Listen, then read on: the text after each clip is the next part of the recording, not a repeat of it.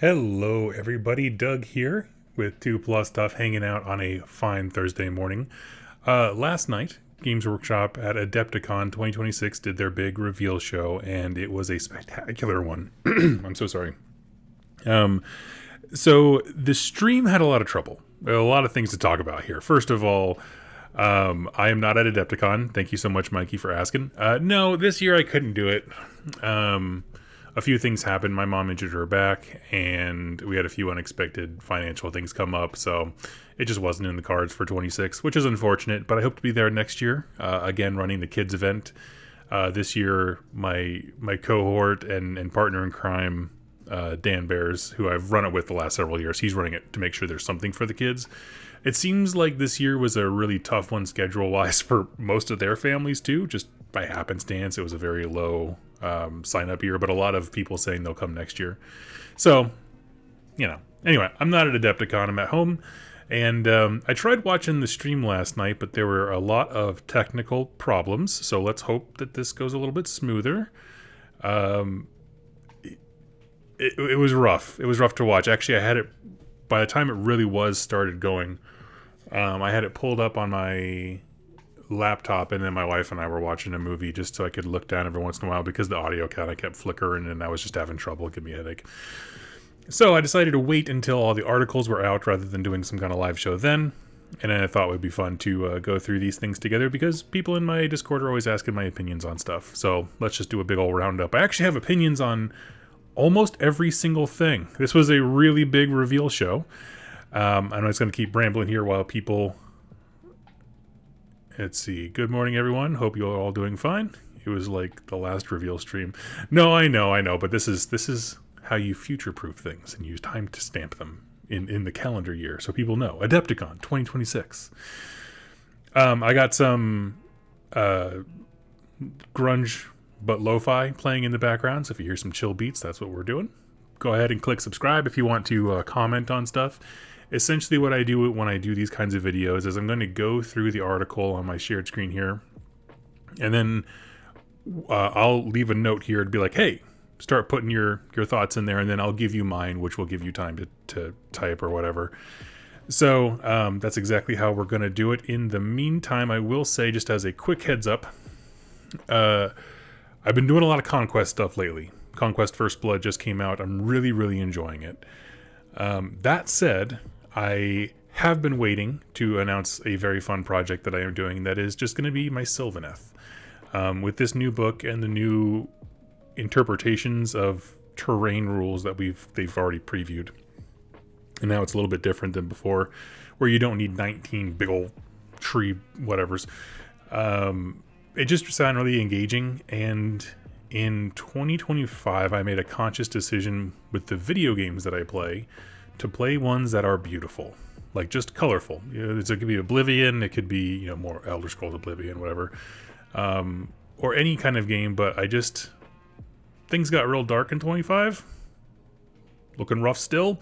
So I wanted to do a Sylvaneth army to inject some beauty into my hobby, and I'm just waiting on a few things for that. But anyway, that's kind of why it's been a little quiet on the AOS front, because I've just been waiting to talk more about the Sylvaneth, and I'm very excited for the project I have coming for them. So with that out of the way, I think we're a good time here to kick into our little stream here. So I just pulled up the main reveal show page. This has all of the individual articles going one by one by one. And let's see, I think I'm going to start at the bottom because I don't quite care for a few of these. Mephiston gets your blood pumping. A 1/6 limited edition statue of Mephiston, which I know some people will absolutely love. If you're one of them, I'm very happy for you. I've never been a collector of statues, or even busts, something like that. I could maybe do the helmet. I mean, it looks sick. This looks sick. I love that's white scars. I love that he's got the scar over his eye. Pretty cool stuff. Not for me, but if it is for you, then I really hope that you enjoy it. I will say, though, this looks solid. I mean, I don't actually know what the Mephiston miniature looks like, but if he looks like this, just shrunk down, I'm into it. HR Welch, first time ever seeing your stream. Glad to be here. Well, thank you so much for joining me. And hey, everybody who's already chimed in. Let's see. I'm going to move here. Aethelwolf, is it for you? Yeah, see the hand raised. I love it.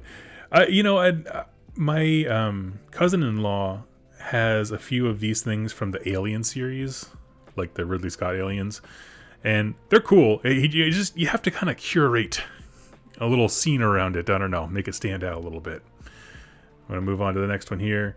I'm not going to watch it, but there is a trailer for a new animation showing up on Warhammer TV for Aeronautica Imperialis.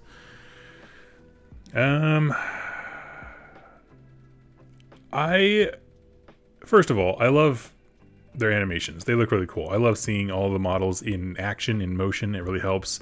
I'm more thinking, why wasn't this a thing? Because there was overlap when Aeronautica was a game that they supported actively in Warhammer Television. So I'm like, we couldn't have scooted this forward.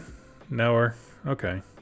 But I hope it's because they saw some success with like X-Wing or whatever. But in some of those series where there was a lot of action and drama, and they just kind of transposed it. So I hope it's really cool. I will try to remember to watch it. I always forget that Warhammer Plus has shows. I spend so much time in their little vault. Personally, don't care for 40k. I'm a fantasy AOS nerd. Fair enough. Great personal choice. Excited to see your Sylvaneth. Thank you so much. We're doing cherry blossoms. My wife is going to be painting it with me. Okay, we got those two. This is also one that I'm a little... I'm not indifferent. I love seeing Middle-earth get support. Because I have played it, and it is a really fun game. It just doesn't appeal to me. I'm not a Tolkien nut. But having been at reveal shows, when they announce anything for Middle-earth, the enthusiasm in the crowd is palpable. So I love that these folks are getting what they want. The War of the Rohirrim was the last starter set that came out, and this is sort of like expansions, I guess, to it. Yeah, when they're mounted units will get the same treatment. They look absolutely stunning. I continue to struggle to understand how to paint horses and make them look good. Mine are all like 1995 Bretonia looking dudes. These guys are great. Does anyone... I'm trying to see if there's a text here. I was looking to see if this is a decal that they give you or if it's painted on. Either way, it's absolutely great. A Hill Tribes Chiefman, Hill Tribesman with banner, and a Hill Tribesman with warhorn. I love it because they just kind of look like three random guys in Seattle.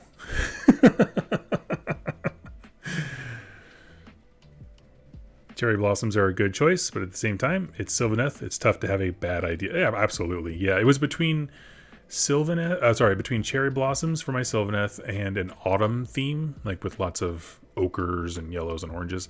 However, I'm also painting up Weaver Courts in Conquest, and they have a lot of autumn themed units that look really spicy with that theme. So that's how we're kind of delineating them. Those Sylvaneth are going to be cherry blossoms.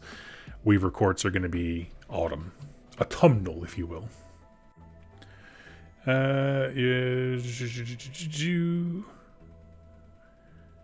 Oh, the Wildman Oathmaker, yes. I like this guy. I mean, he's in the power pose. I like it. They would pass as Dark Oath. That's a really good point.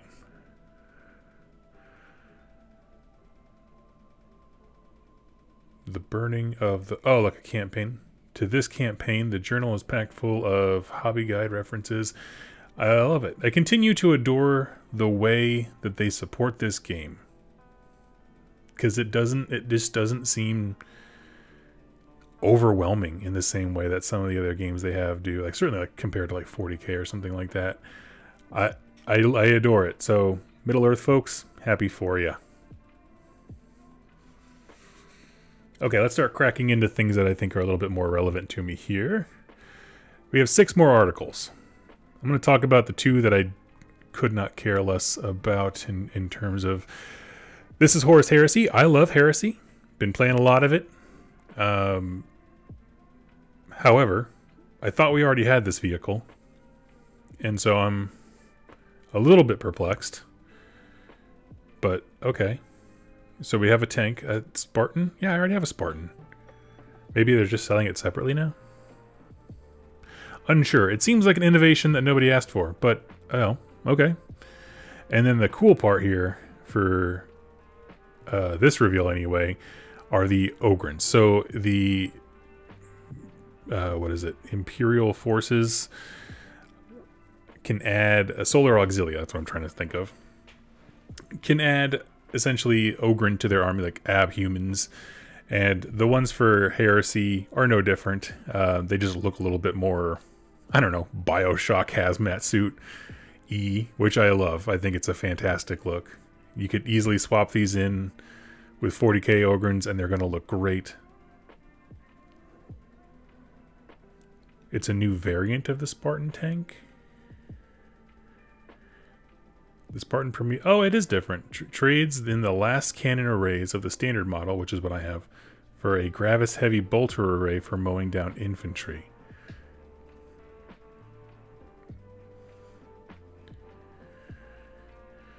Which exchange a little of the range of the last cannon array for even more tank busting power, ideal for when you need to bring down something big and menacing.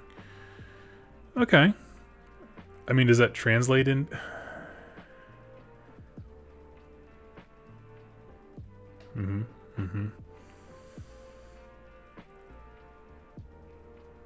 Okay, so it's a Spartan with different weapon options, which I'm cool with.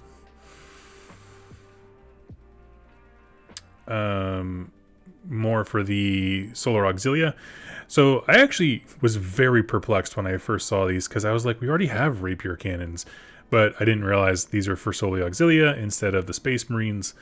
There are some of the more fun weapons, I think, in Heresy, because they are essentially just, they're little gunboats, and they just drive up. They have all the toughness of, I don't know, a lawnmower, but all the firing power of a small battleship. They're absolutely quite a bit of fun. At least the Space Marine ones are. So we have, what are these? Support batteries, which I imagine are going to use weapons with indirect fire, so they can probably shoot mortar style up into the air. And then there's a direct fire battery, which would probably be, yeah, these guys sitting in the same kit. And I was kind of snoozing on this section of the reveal until they showed this guy in the bottom right of this picture. I guess he's also in this left one here in the grayed out section. The guy who's driving the mini, like, skid steer with a quad gun on the front, that looks fun. That is the most orc a human has ever been in the 40k setting. And he's having a blast. No doubt. Then there was the announcement of the Battle of Talern, which, if you don't know, was the largest deployment of mechanized forces in the Heresy. That's kind of like its big thing. It kind of became popular around Thanksgiving and then kind of evolved, and then they kind of expanded upon it. And so I'm really hoping to get some cool, you know, history of the battlefield, that kind of stuff. The little Libers that come out for Heresy are fun, but it's so highly dependent on the material. I really enjoyed the ones about the Drop Site Massacre, because it had almost like a historical textbook style of like giving you the different directions and the fronts that people were heading towards. But other ones that are just about like specific Space Marine armors, like, this is just not, no. Anyway, those are my thoughts on the Heresy things. I have even less regarding Kill Team. Not because I don't like it, but because I just haven't played it yet. I have a buddy here locally who has offered multiple times to teach me, and I'm going to take him up on it. But essentially we get the Terror on Devlin. Is that what Devlin Mud came from? Has to be. The Red Terror. So when I got into 40k is much younger, the Red Terror was a named Tyrannid model. It's cool to see him back. Very spiky.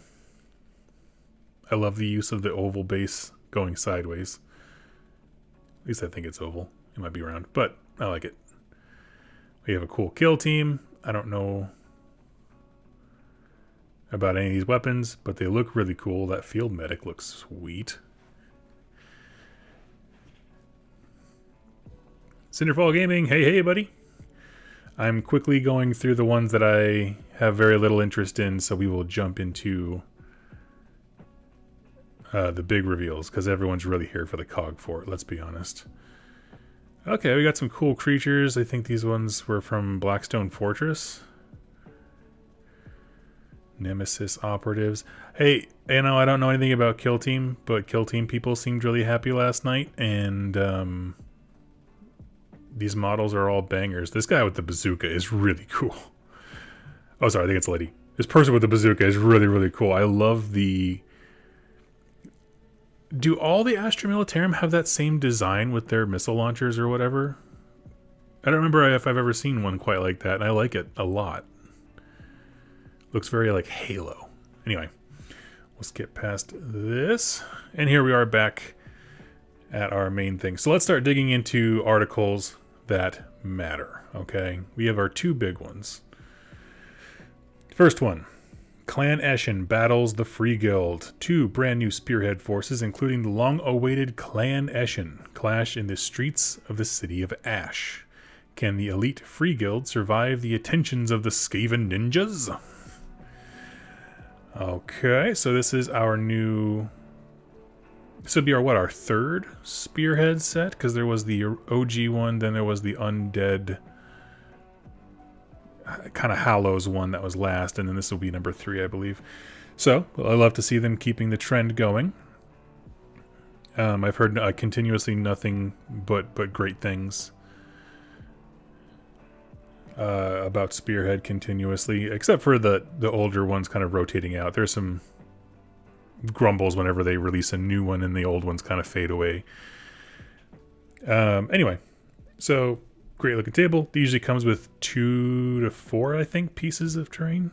I think it is 4 pieces, and then a double-sided board. So let's jump in here. We have our City of Ash and the handbook. Great things to have for getting new players in. Oh yes, here's our terrain. So we have what looks like... Well, I'm going to paint mine up to be a tavern, because these look like some super dope walls. Can you imagine? Imagine for a second, right, this building back together, and inside it's a Dave & Buster's, right? They're doing arcade games, but it's only adults. People are drinking and driving the arcade, racing games. It's a blast. So that's how I'm going to do mine up. I'm curious as to how important these little things will be, because they are very tiny. I kind of like the Spearhead having... Here's a big piece of terrain and a little one. You each get one of those, right? It's very discernible, whereas, like, the more little tiny bits you start throwing around, maybe not. Although they could just represent tokens to pick up. That may make sense.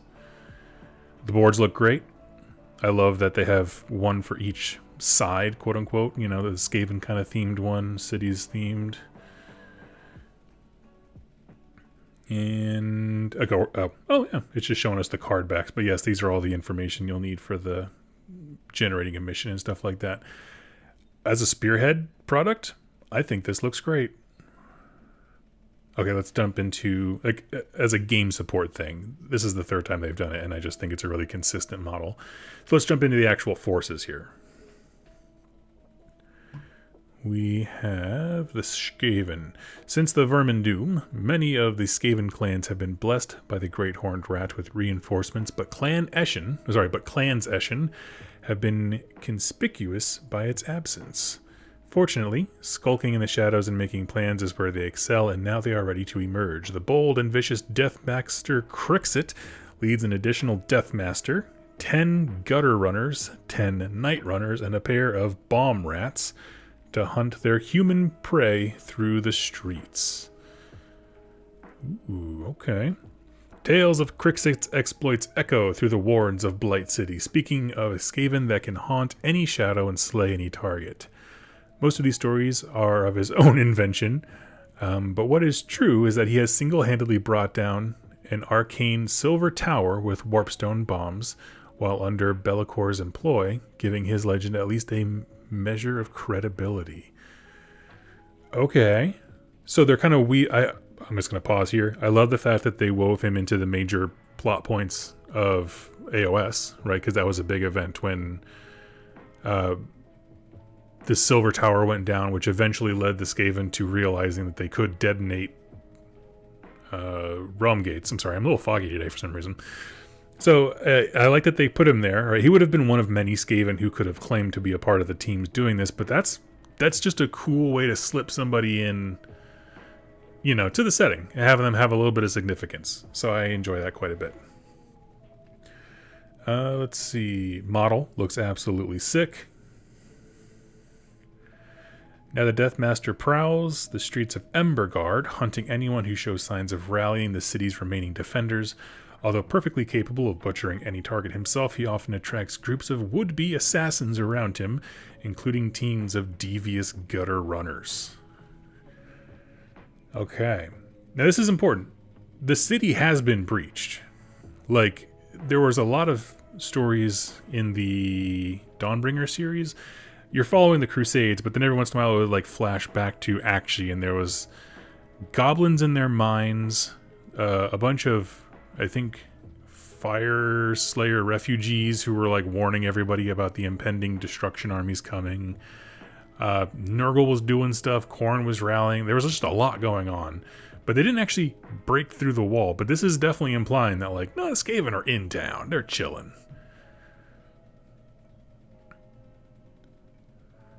Let's see. Okay, I'm just going to pause before I read the description. These are the gutter runners, I assume. Very sweet. I love this guy. I mean, I've always loved the Skaven with gas masks. There's just something about it. And the way it shapes their head has always been so fun.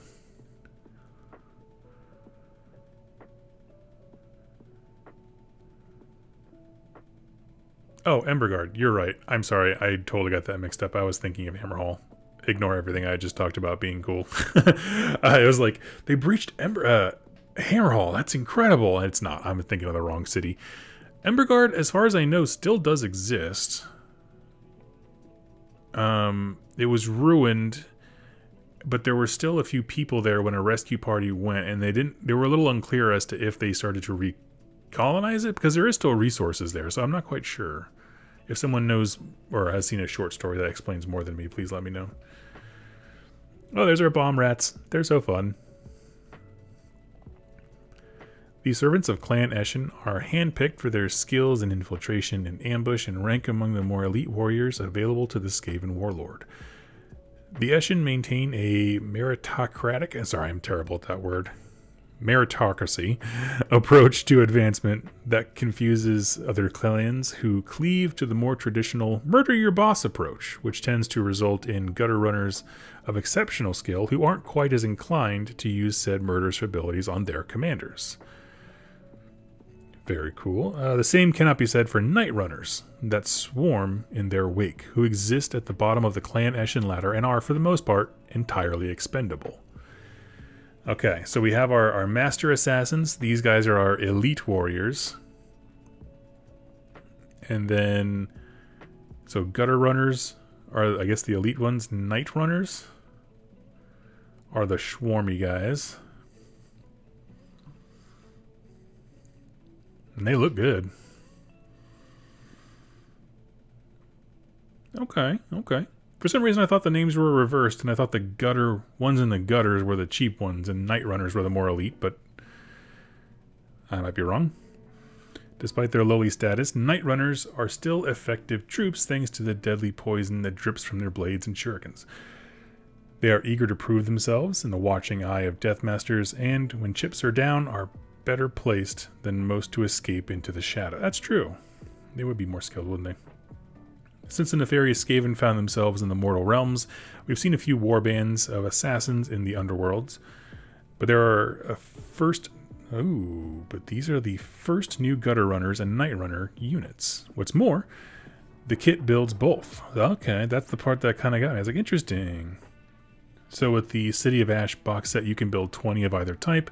Whichever you choose, you'll have plenty of new ways to stab, kill man things, elf things, and tree things. That's fun. Okay. So we've already talked about the Deathmaster guy, Crixit. I like him. Do these units... Yeah, they do look different enough. The capes are definitely the deciding factor. Personally, I like the capes. That's more my jam. I was never somebody who ran or would have run hordes of Night Runners. I would have done Plague Monks before that, but these guys are sweet. I love them with the cloaks.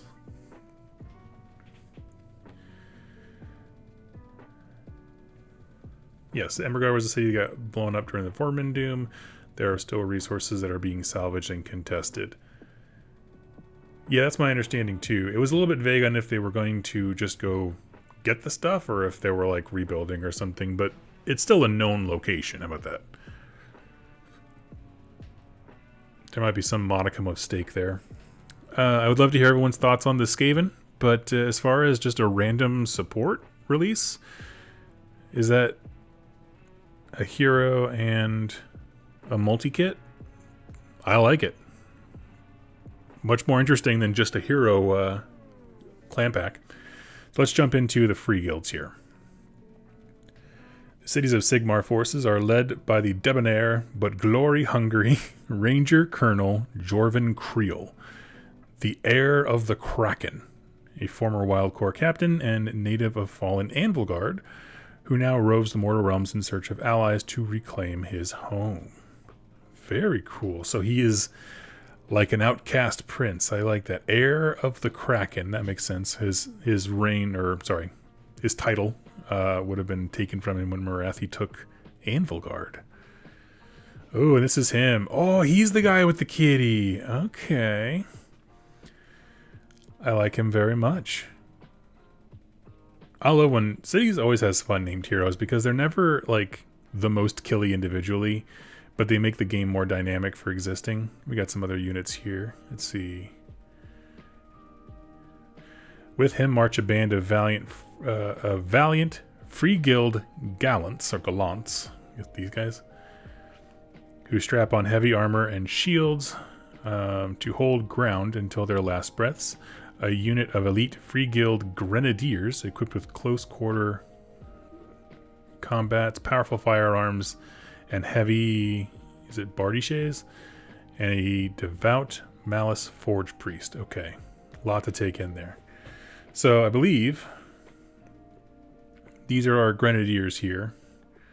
A menagerie of different weapons, but then also some close combat ones. They are very cool. What a wide array of weapons. Also, what is this? If you guys have never... Actually, I'm going to do it.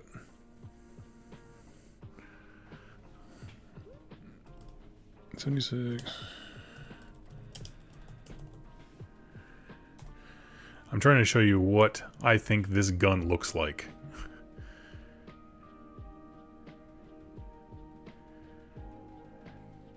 It looks like the pepper shaker from Fallout 76, where it's just made of nothing but barrels, and if we just keep adding barrels, nothing bad will happen.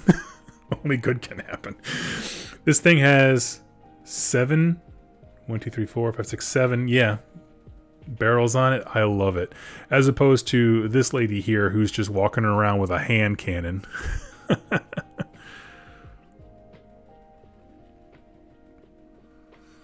I adore these guys so much. Oh, I love the ones that have a little like plinth so they can stand on.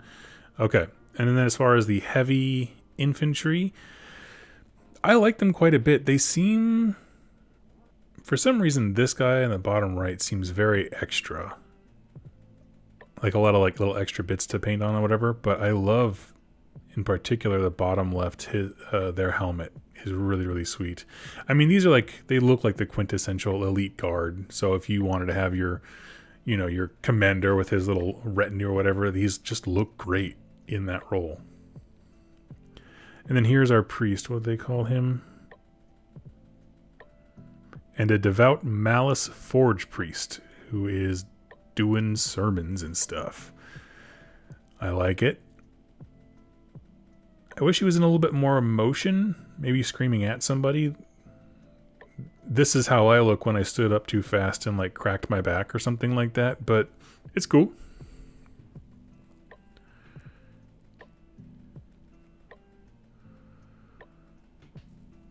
And let's see. Oh, that was it for their pictures here. Okay, I feel like they had a lot more pictures on the actual reveal show.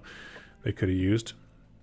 Okay, so let's talk about this article in the vacuum. So this is all about the new Spearhead set. We have Skaven. Question for the chat. Who do you think won this particular box? Cities of Sigmar or Skaven in terms of just getting cool models or whatever? One thing I can say I don't care for with Spearhead is getting named characters, because I want new players to learn the ins and outs of characters and named characters and all that kind of stuff later. I'm not a big fan of that. However, if we're just talking models, man, the Grenadiers are incredible. They might be my favorites. These guys look great, but if you like knights, that's why you're playing cities. Personally, I could pass, but I feel like it's really hard to argue the 7-barrel blunderbuss. Biased, take Cities of Sigmar. Skaven all the way, cities. Oh, yes. Overall, as far as a collection of models, it does look great. Like, I don't think anyone would be disappointed if you walked up to a demo table and they were like, choose one of the sides. I think they both look stellar. I like the differences in models for this as a Spearhead, that you have heavy infantry, a couple hero options, and then units that do something. I mean, something new. I don't know. As far as the Skaven goes, let me go back up to their full pick here. It is interesting. You get 2 cool heroes and then 20 dudes to build 10 and 10, it looks like. Well, in theory, you can do whatever you want, but both are really great overall. I do have to agree with Aetherwolf.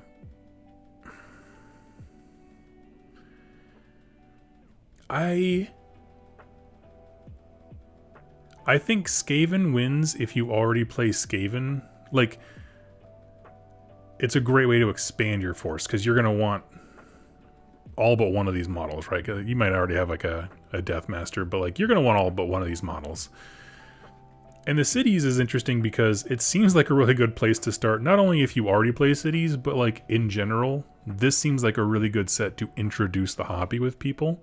So I give a little extra points for that. Models, they're all 10 out of 10. I don't have any problems with any of these models. They're all stellar. And they're all like, I won't say needed, because I know cities has a lot of humans with gun type thing. But I really think that the heavy infantry looks stellar, and it fills a role as being like a bulwark unit that they just don't have a ton of at the moment. And then I like just having different kinds of guns. I don't know. I think it's really boring if the game just gets distilled down to handgunner, right? Let's see. This is a tough one, but I think I'm going to give it to Cities. Skaven got a better named character model. Yeah, that's true. Overall, Cities got all new stuff. It's true. I think both are winners, but if we had to give it a gold, I think I'm going to give it to Cities, which is great because let's talk about the rest of their Cities releases. Because Holy Mother of Pearl. If you have not, please go watch this video. I'm not going to play it here because it'll blow our audio out. But they introduced something that we have been waiting for a long time. The Cogfort. If you are unfamiliar, in 2nd edition AOS, they started to reference something called a Cogfort. There was actually a really fun short story as the, oh man, what was it called? Malign Portents series, what kind of rolled out 2nd edition was going on. And there was a guy writing a letter. He was hiding in his Cogfort, and as the death energy was like enveloping the fort, it all began to rust and corrode around him. And that was really one of the best depictions we ever got of a Cogfort, of just like this massive bastion, but crumpling in the face of death magic. And it's inspired a lot of ideas since. They featured narratively in the last campaign series, the Dawnbringers, because what they essentially are is just mobile anchors, right? When the battle starts, it's like bringing your fortifications with you. It is not a tank. They're not trying to drive around. This is meant to walk to one place and sit and then just kill. So rather than being mobile weapon platforms like tanks, these are mobile bastions. You could build a fort out of Cogforts just sitting in a circle kind of a thing. And that's actually what one of them plans to do in the first Dawnbringer's book. And I think it's the giant troll guy absolutely bodies one of these things because he's almost as tall as it. So, I don't know. That was a great introduction to him. We've been very excited for these for a long time. I can't wait to see the Adeptus Mechanicus and Orc conversions that come out of this kit. These enormous walking fortresses of stone and steel are the pride of the Ironweld arsenal and the pinnacle of their battlefield ingenuity, wading into battle like living avatars of the Free Guild's die-hard defensive doctrine. Though originally envisioned as garrison machines that anchored the rear lines of a Sigmarite advance, the Cogforts operators soon realized their massive battlefield potential and began to charge them headfirst into the fray. That's incredible. Of just a whole bunch of Cogforts that are supposed to be the back line. You know, like, I could just run up there and just go get them.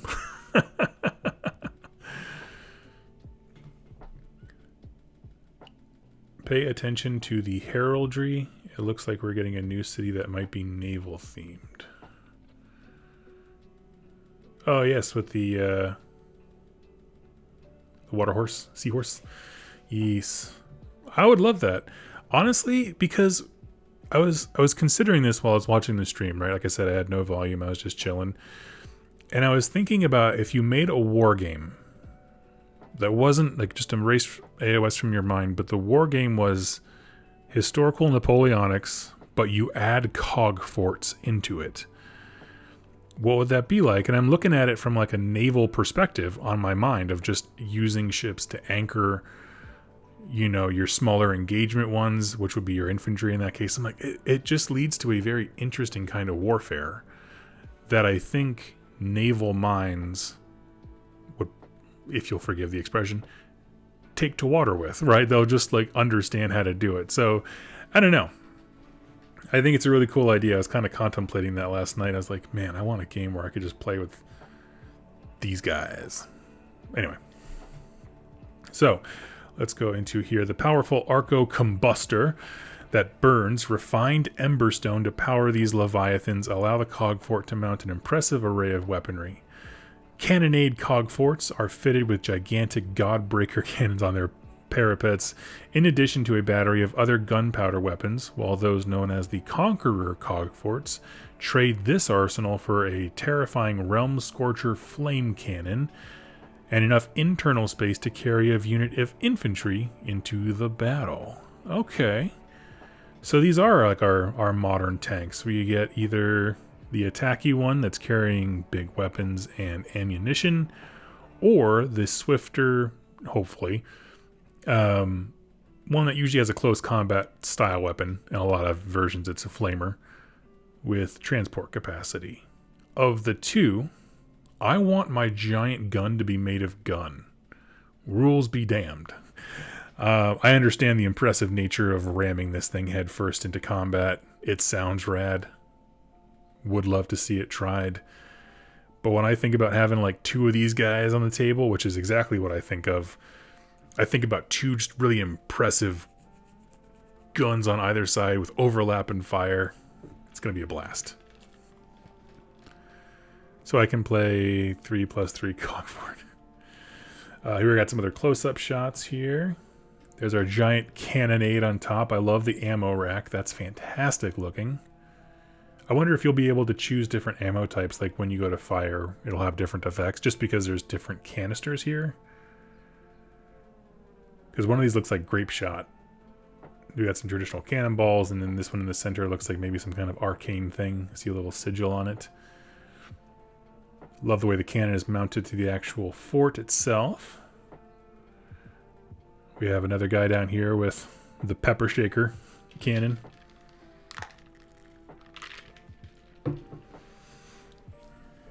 You can play an army that is only Cogforts with the new Army of Renown rules. I love it. I'm here for it. Man, there's so many models on this model that it seems very intimidating. But can you imagine all of the really cool kit bashing opportunities that are come up, because people are just going to have these little dudes that came out of some random bit of a kit, you know what I mean? And they're going to be really cool alternate sculpts for stuff. I think it's very exciting. What do we got here? Oh, we have a ramp that extends past the base of the thing. That's fun. Is he just a bartender? Because he kind of looks like it. Oh, this is on the transport one. Maybe he is a bartender. That'd be kind of funny. We can't have 20 guys in a small space without a bunch of alcohol. Everybody gangsta until the walls start walking. Exactly. Yes.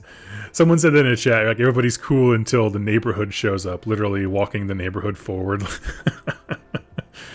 Though nominally leased to the cities of Sigmar by the Ironwalled Arsenal, Cogforts can also be found across the mortal realms, fighting purely for themselves as mercenaries or renegades, fleeing justice.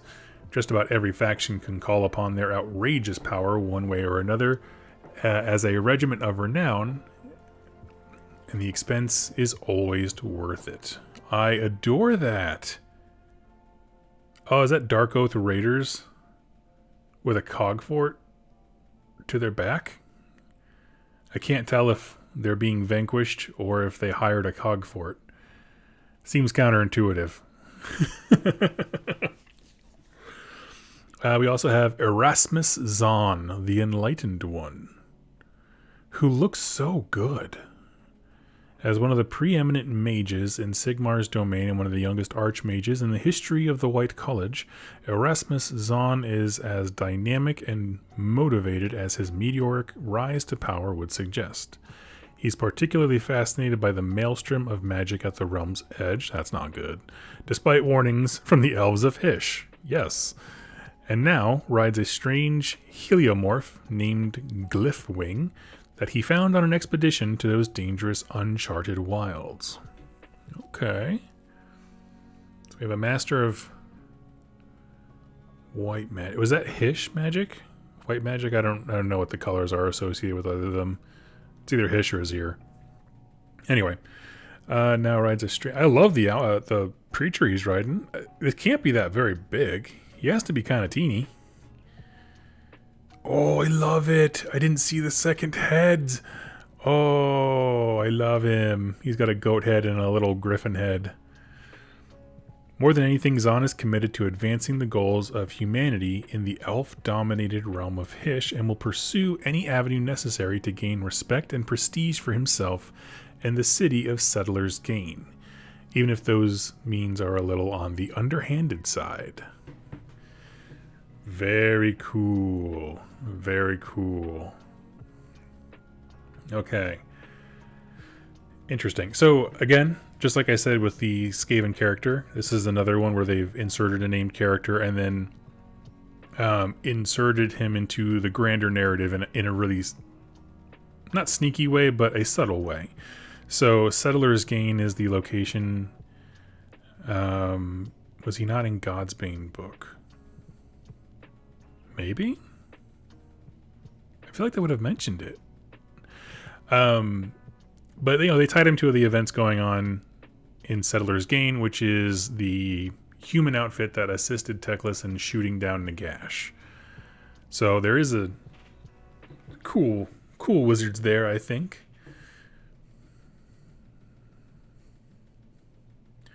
So let's see here. I love when an AOS model gave Warhammer...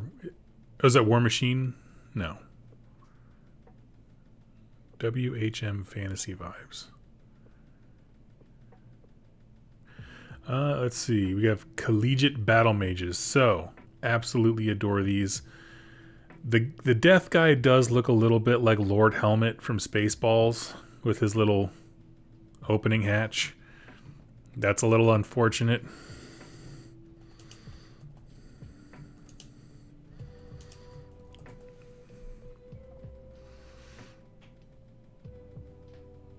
Yeah, he's got a little bit of that going on. But, you know, I think other than Ricky Moranis, I think the mages are looking pretty dang good. The Fire Mage definitely has some real pizzazz, man. Magic is an important part of the Cities of Sigmar's battle plans. The college is training skilled battle mages as quickly as they can.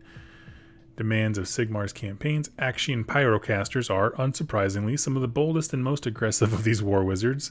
With a burning gaze so hot, they wear strips of ensorcelled cloth across their eyes lest they ignite nearby comrades with a careless glance. GW loves having blind wizards. It's the thing that they love. Whether you blind them with cloth, you sear their eyes out, you put them in a giant helmet bell thing. Very cool. And as far as by contrast, the Amethyst Knell mages are somber and solitary individuals who are almost never seen without their great curved size and their bell-shaped tall helms that are constantly drummed by a pair of clockwork skeletons attached to the top. Allies generally give them wide berth, wary of the death magic and chilling mean. An arrangement entirely welcomed by the Knell mages, who must focus on the constant droning rhythm being beaten on their helmets, lest the ever-present whispers of disembodied souls drive them mad.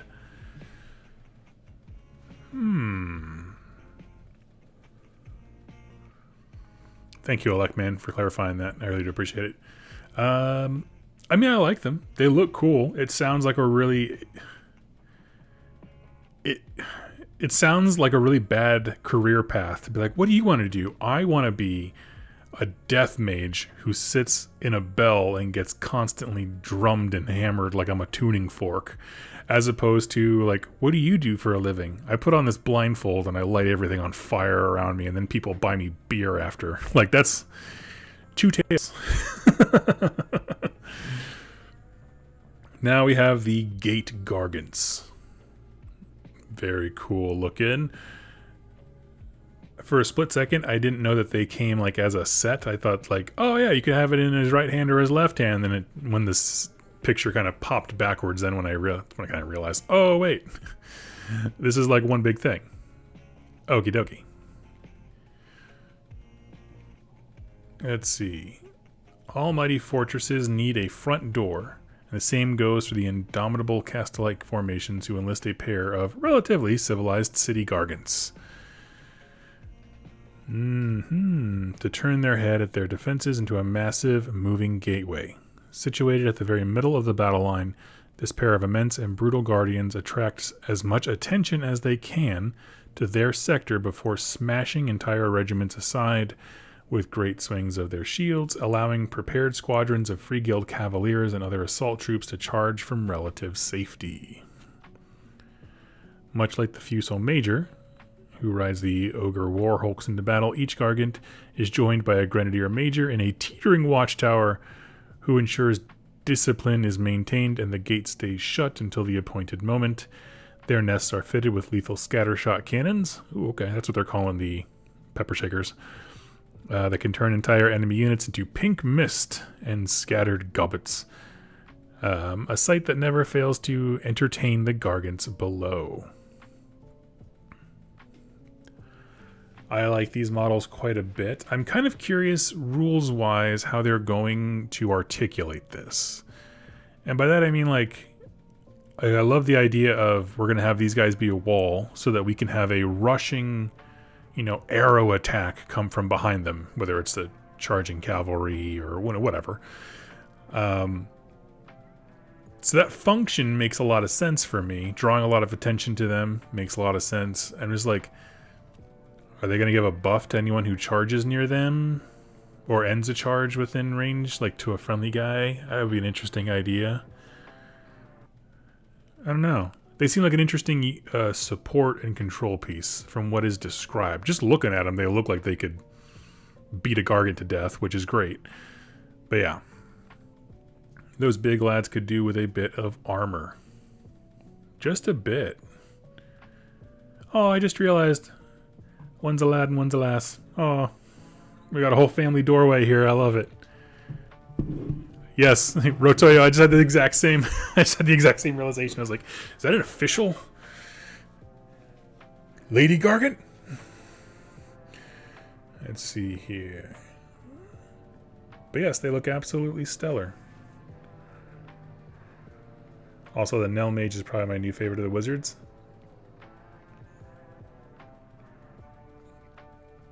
I love it.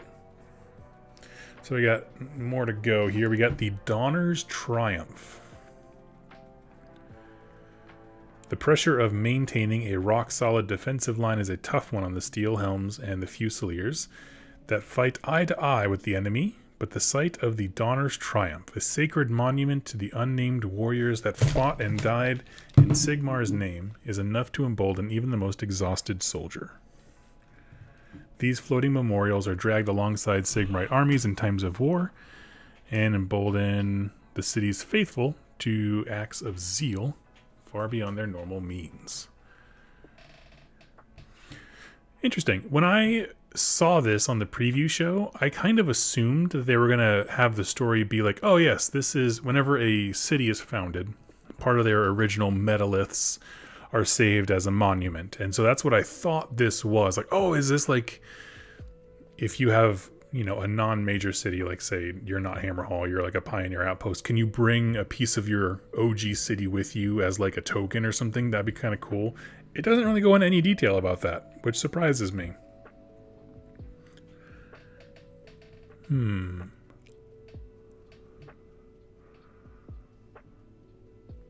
My guess for Gargants is that if someone is in combat with them during the charge phase, you can pick a nearby unit to use the counter charge ability. Oh, that would be really cool. Yeah, that makes sense. I mean, as a piece of terrain, they gave us nothing about what it does function-wise, but okay. I mean, I like it. It looks cool. Honestly, I feel like I could do something better than that knight. Like, if I took the old out of print Excelsior War Priest from Warhammer Quest, painted him solid gold and put it up here, I think that would have bigger dick energy than this knight up top. But I love it as a plinth, so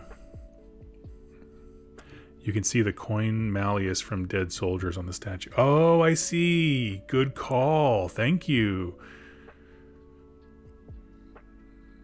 I like it.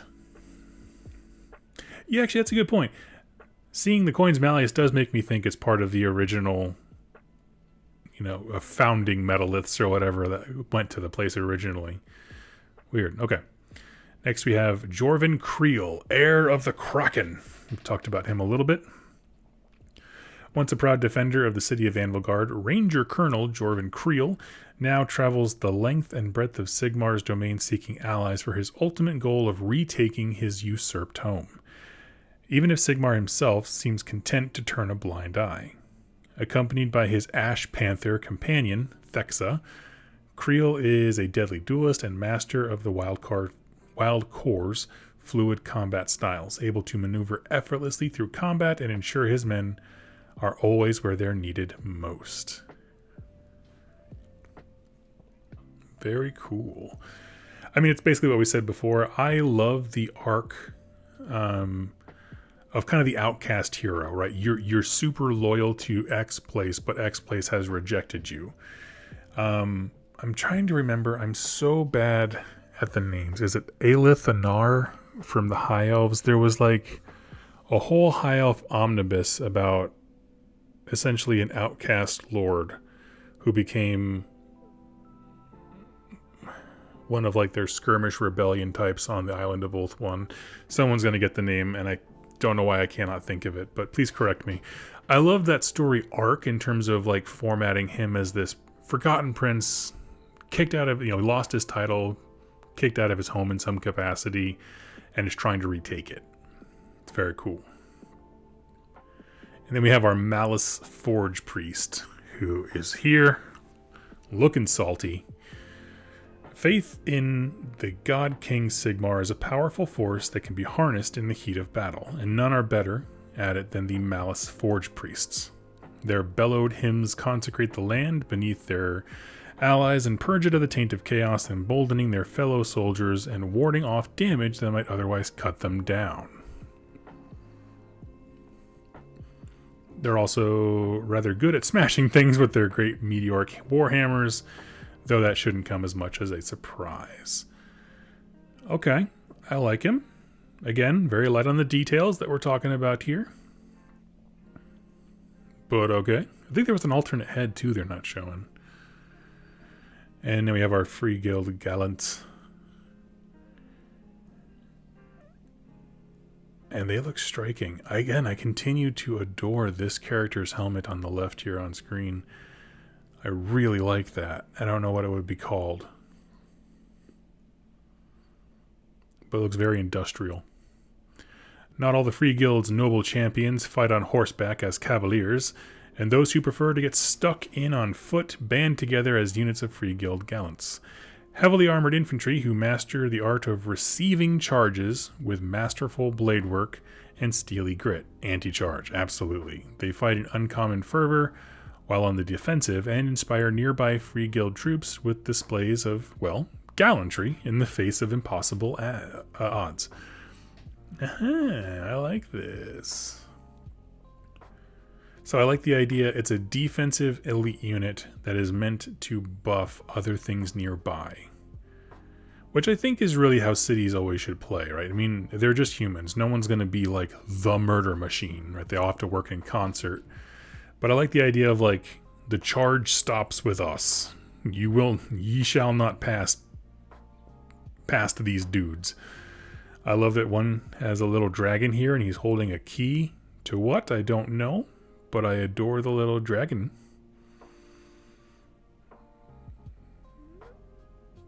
I'm very curious to see how many helmet options they come with. These could be fantastic upgrade kits for like sergeants and things. Wouldn't that be great? Next we have the Free Guild Grenadiers. We already talked, well, we showed pictures of a few of them.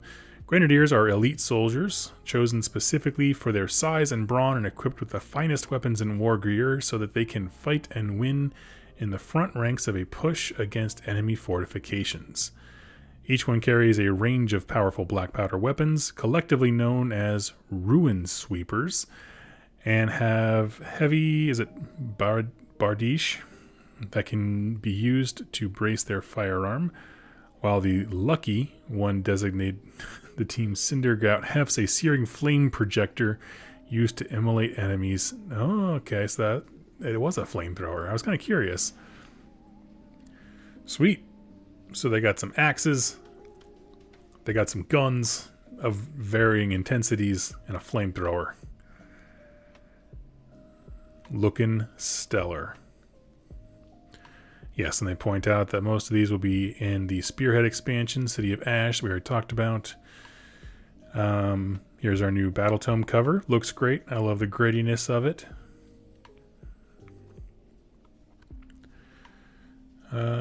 All these new units and a swath of updated rules can be found in Battle Tome Cities of Sigmar. The Iron March. An army of renown that lets you field an entire squadron of Cogforts. And faction-agnostic regiments of renown options for enlisting outlaw Cogforts in armies of any Grand Alliance. That is incredible. So no matter what I play, I can have me a Cogfort. What would a Sylvaneth Cogfort be like? I think about that. Very cool. Oh, looks, and they're also getting a Spearhead set that's going to include some of these Zenestra's Zealots.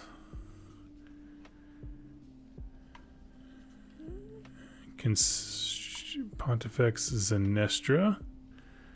Understand, consists of a Free Guild Command Corps, a Free Guild Marshal with his Relic Envoy, and a unit of 10 Steel Hems.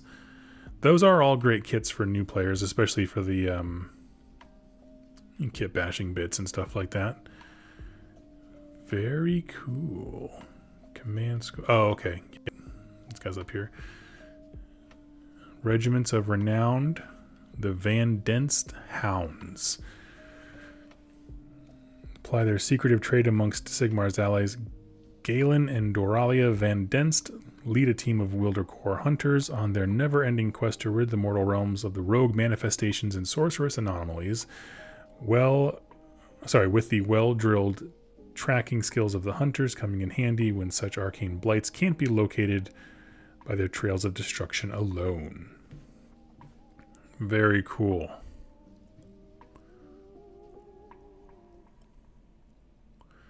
Okay, let's pause here. There's a lot to take in for cities.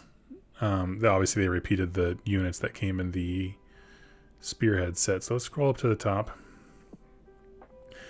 Donner's Triumph to me is the weakest of the reveals because it doesn't visually convey anything specific. They gave us no information about what it does or what the significance of it is other than people get really inspired when they see it. That's my opinion. Obviously, number one for me is the Cogforts. We can't get past the Cogforts. Cogforts are love. They are life. Everyone go buy one. Erasmus, he's cool. He's cool. I have no problem with him. I mean, I just like wizards. I like human wizards in the Warhammer fantasy worlds just because the idea that like other wizards can, like elven ones can have all different kinds of magic where humans tend to really have to focus on one. And so it makes them really weird in one specific way or another. And so I'm cool with that. I love them being wild and goofy. Someone pointed out the tail is a snake, and it absolutely is. I love it.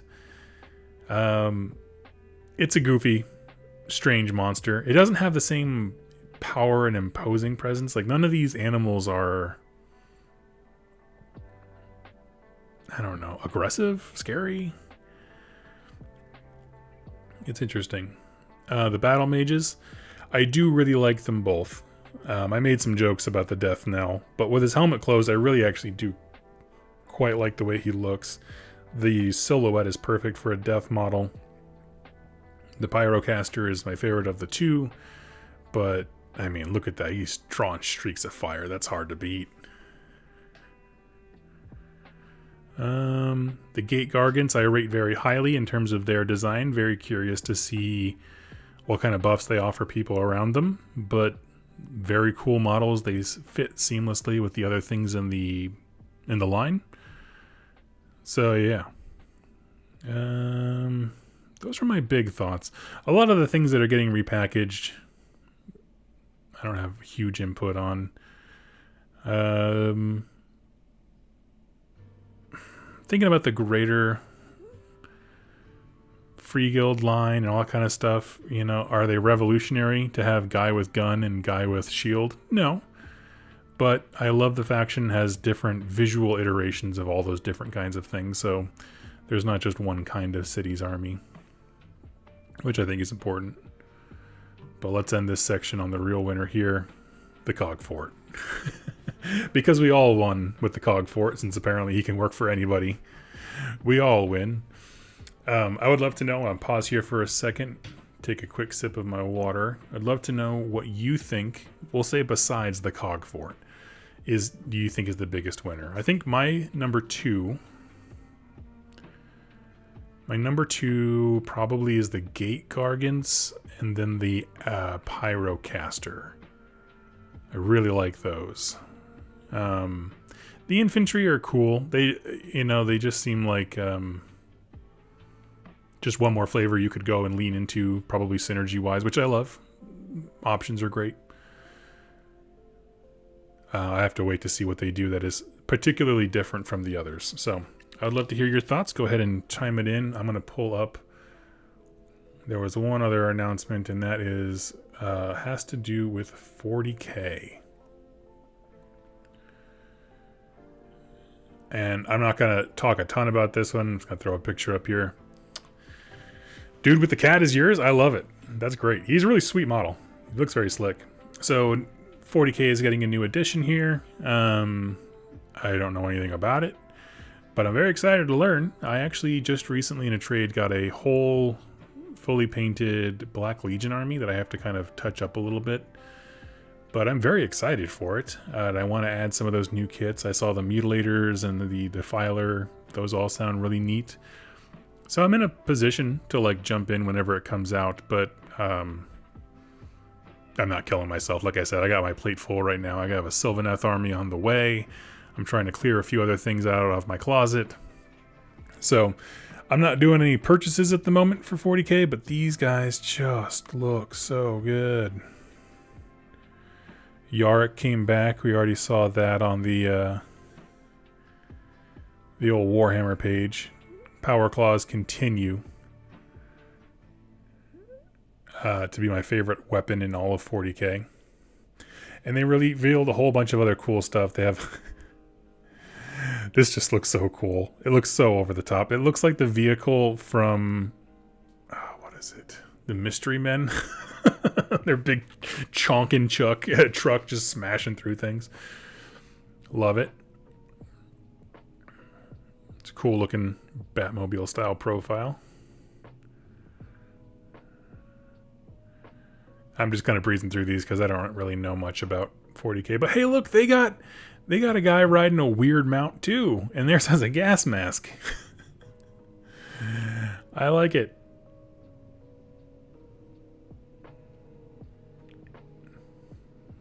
The Dogmata Superior. Okay, we got a Battle Nun. Oh, but she gets to sit on hers. That's really nice.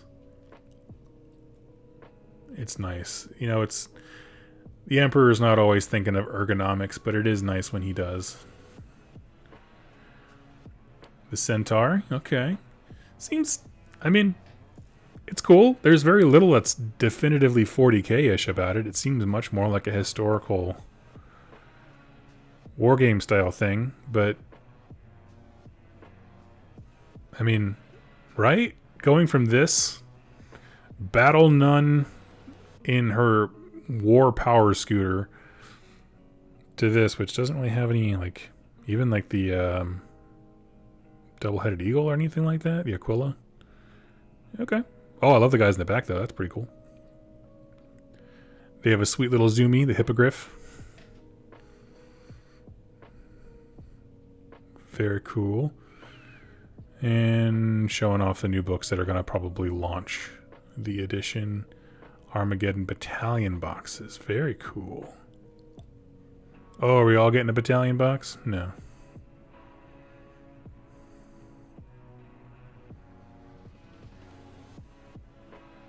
Oh, it is their battalions, yes. Walking Warriors for theirs.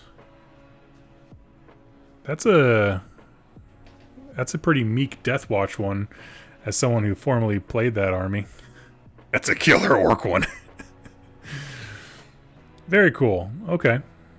Well, hey, I'll throw it up here and leave it. I'm gonna read your guys' thoughts here on the other articles we were talking. I think that it's great that AOS finally has a human faction. It's odd that the Grenadiers don't have more grenades. I know, there was only one dude with an actual grenade. Don't like the fire and dust effects. Oh, of the guy launching himself. I get it. My only wish is to get Scourge Privateers and Eureka Zenth. Oh, yeah. Very cool.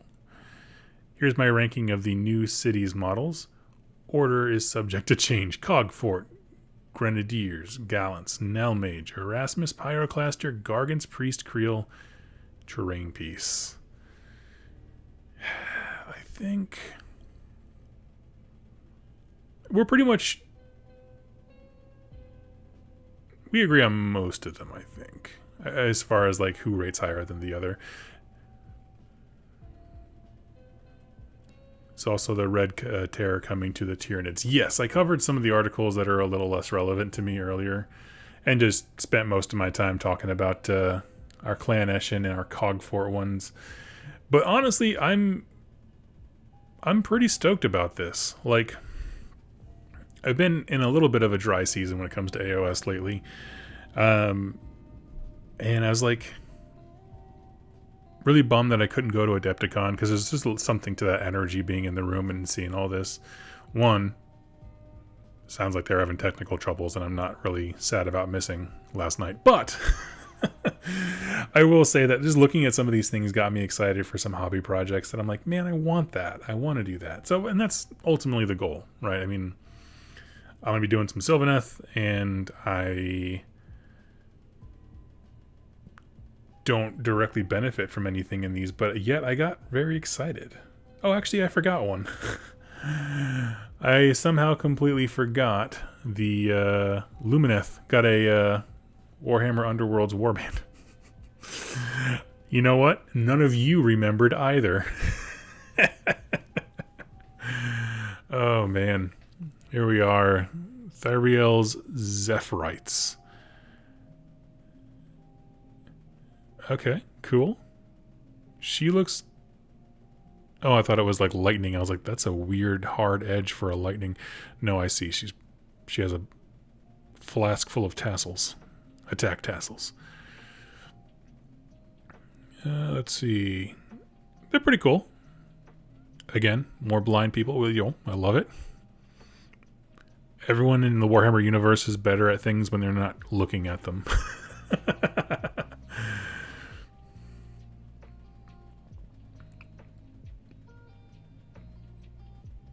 What is the map on the side? Oh, of my monitor? Here, 1 second. Hey, so this map is for Conquest, which I've been playing quite a bit of here on the channel. They have both a mass army version, which is rank and flank, and a skirmish variant that they just launched, which is its own independent game system. I have a bunch of videos on my channel about it right now. I'm going nuts over it. I love this game system. But yes, so that is that. And then over here are the Mortal Realms that came in one of the magazines. I'm going to rearrange some stuff once I get my new computer all set up and everything like that. So, anyway, wrapping up the video, the reveals were incredible. I'm sure the room was just full of lightning once the stream really started getting going after all the technical troubles. Excited at 40k people got an announcement of their new edition. I am excited to jump into it, but I'm not like waiting with bated breath, right? I mean, there's going to be rumors and rules mongering and all that kind of stuff. It's going to come when it comes, but I'm very excited for it because now I have an army that I can just field. And the Heresy stuff was, none of it was for me, but that's okay. I have plenty of Heresy stuff to work on. And the AOS stuff, well, not for me in terms of the armies I play, was extremely exciting as someone who's always wanted to know what a Cogfort looked like, because they talked about it a few times in the stories and they're just always an immense amount of fun to follow. So I hope you enjoy the reveal show with me. I'd love to hear your thoughts in the comments down below. Go ahead and leave them, and I will be returning to AOS very, very soon. I have a game of Conquest today as a demo that I'm giving a buddy, but then I'm going to spend the rest of the day building up some Tree Lord and stuff like that. So I'm very excited about those. I'd love to hear your thoughts in the comments down below, and I will catch